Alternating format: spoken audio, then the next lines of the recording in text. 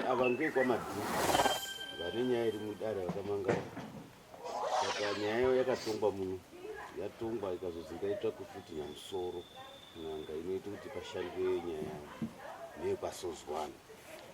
Saka takazoti taenda nenyanga apo paseri pemuti apo, nyanga yotsanangura dambudziko riripo, notogutsikana veshe kuti handizvo chaizvo. Asozwanana akaenda kuuya nemwana wavo, kamwana kadiki, totobvunza kuti amweni ari kupi, ngati ndade kuatsvaga ndaashaya hama dzavo. Asi panyaya yekuti zoti mare, paidikane mare yekuti n'anga ione kushande nyaya, vasozwana akati handina mare. Pozoitawo wakapawo idea akati kana kudai mune zviro zvemunazvo zvokuti zvakaita zvibatiso zvimugona kumupa mungatende azviite here. Angati ndine mawindow frame mairi na6 pen nesolar panel 100 watts, ndozvinokwanisa kuti ndidini. N'anga ikati no problem, hapana chakashata. Ekwamadhuku akatobvisawo mari, zoti orai zvakanaka. Saka zvo zvangu ndizozvionesa kudini. Ini ndakazotaura ndichiti mande ndichada kunyoresa zvitiro kuti atiri pasande, ndikati mande ndiri kunyoresa zvitiro zvangu zvemabhurera mukopo. Saka imwe munobva kwamuti wangu mukwira malifti mweya nezvinhu zvacho, ndofonere n'anga wopuwe zvinhu zvacho. N'anga yange yakati Saturday yacho yaiteera yacho tozozvishanda futi pamutatu, kwautotenderana iwoni nemari yavaizikwa tikabate munhu, kuti tibate munhu uyu wakabatwa ichibatwa yewani une shungu, panongoda kana kamari katotaka $50 abatwa mochipereke kwawo nekwamadhuku kuti shuwa hama yenyuyo ndinoda kuti ndiigadzirise ndokuti zviite zvakanaka. Vakatenda kuti ndaumbotsvaka mari. Saka takazoti mande yacho nditori kumugadzirawo kuti ndindokopa. Foni yanga indori panetwork dzinonesa kwedu.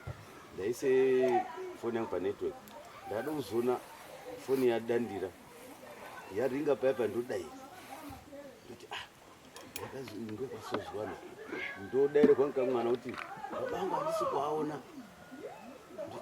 Ndikati mwamukopa here network ichobva yanzvera. Ndakazo ndapedza kugadzirira ndotodzika, ndamunzira kudzika kudaiwo wofona futi. Afona ndochobva ndadaira, halo, ndotozokuchema, yamaiwe kuchema zvadini izvi. Ndichobva ndakate foni, ndati fambe ndakazofona inini, ndobva akazondidaira ichiti babangu azvisunga. Ndochodarika, ndakazondati fambe futi, vapita muti wangu sabhuku wacho obva afona, angati Daniel sozwana wadini wazvisunga, wati wakatofa, kwatofonerwa mapurisa kuti aende. Ndoizvati amen. Kwakutodini paya ndakazoti ndaindokopa, ndakazotaurirawo, ndakazofonera sekuru ava isindima, ndotovafonera ndonyaya iriyo, ndofonera futi Sonangton, ndobva ndazofonere n'anga. N'anga kati ngazi alright, ndazvizwa. Saka ndozozwa zvinenge zvabve kudaro. Saka aya vakazondisire message yaiti kwazi touya here Saturday, ndikati musauya, uyai zuva redare tichizoti pozwinyi nyaya yenyu ineyi. Ukasozwana handizonga ndati hapana ndakatombobatana naye, ndakatoti ngandidini, nganditangobata aya tichizoti panochizwinyi, kuti wakafa ari mudare muno muendo kozvisunga, kuti chii chaakazvisunga ndicho. Amen.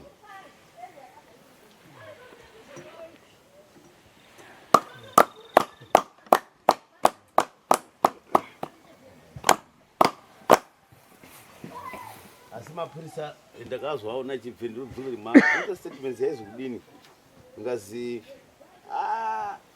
mukomana uyu unonzi wena murume unonzi wanga asikachagari aiti unotorara kubhedhumu rake mukadzi murume kwake nekuzvibikira, aindoti wakubika ega ubika ega.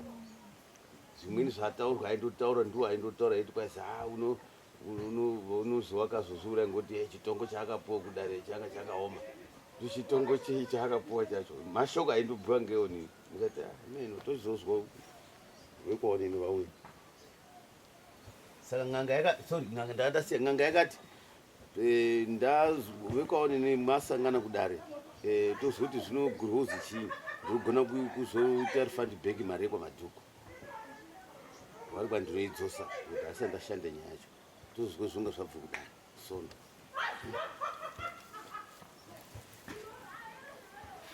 ere pamusoro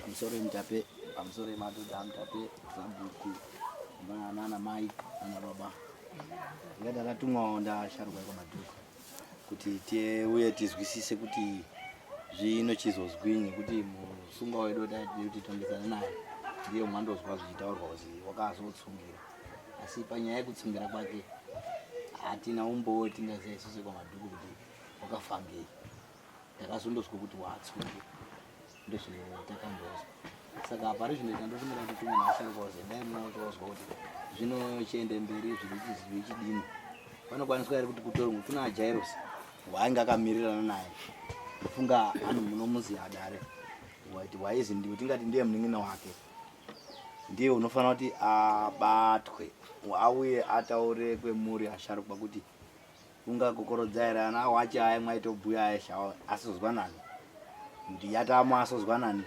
nyakuita hake wakaenda asi kwai mhosva idini airohwi ndezvitatumwa kuzi ndai mwokumbira kuti Zimbabwe rinokwanisa here kuti kwende kutiende mberi kana kuti pangakwanisa kuti pabatwe Jairus wowo kuti Jairus ndiye wapadhuze naye ndiye ungatonga einasa kutsanangura zvakadzara kuti mukoma kakafa sei nekuti tizive kuti tingaenda sei mberi nenyaya yacho nekuti munhu wakandofa undoriwa kumhatso kwawo amadhuku asadabi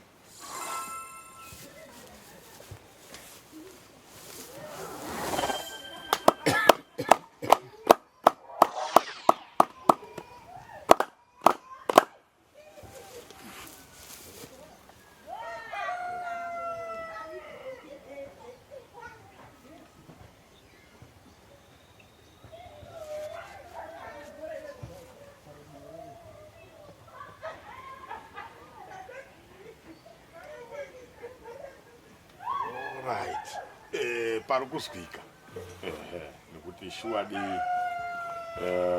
nyaya ichiriyo nekuti haina kupera uyu hake wakafa hazvizivi kuti wakafa ngei kuti kufa ngepfukwayo here nekuti wakabatwa shuwa kuti wakauraya munhu wakatsungira uno wakanga akauraya munhu damwana wakamupe chefu damwana wakadiniwo saka shuwadi nyaya indobata iyena usozwa nawo kuti chokwadi wakauraya munhu nyanga dzese dzaindoti ndiye wakauraya naye akatenda wakanga akabvuma kuti shuwa ndakauraya saka mari idzi dzainge dzode nyanga ngezvekuti nyanga inonga ichiti yeishoperawo inonga ichide mari yayo hamufani kuti one side ribvise iyena akorere kubvisa nekuti ndiye muparanzonzo ndewakaite kuti nyaya iyi yetiri kutonga ini inge iripo nekuti ndiye wakauraya munhu saka chiripo apa ngechekuti manje nyaya ikoni kuenderere mberi muri mwega imwimwe chiripo tichachidhiskasa kuti potumwe mapurisa uende kotora ekwasozwana naye tochizozwa kuti zvinonga zvakamira sei ndinofunga ndizvo zvaari kudhiskasa asharuka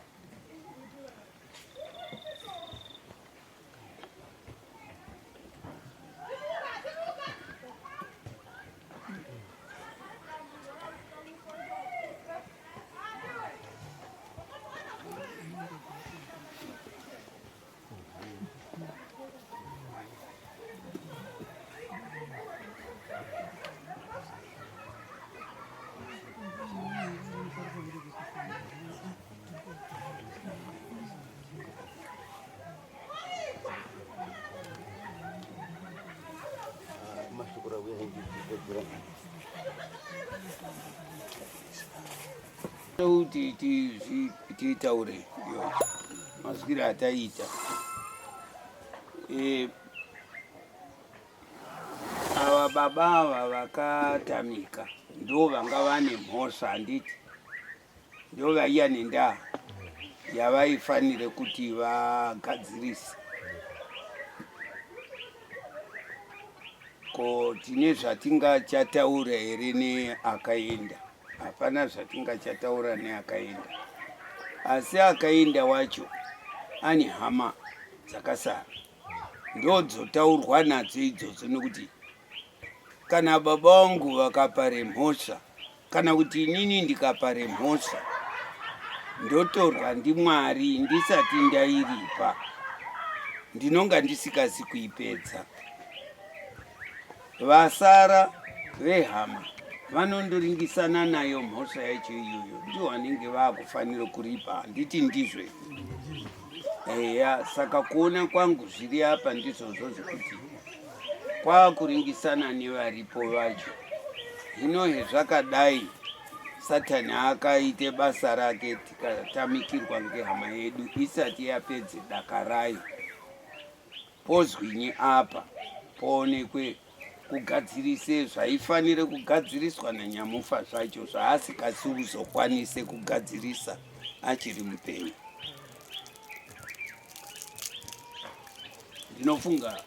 Ndinofunga hapana mamwe mashoko atichawanza kututsira ipapo. Tinotenderana nazvo kana ndo zvingatoitwa zvacho izvo. Saka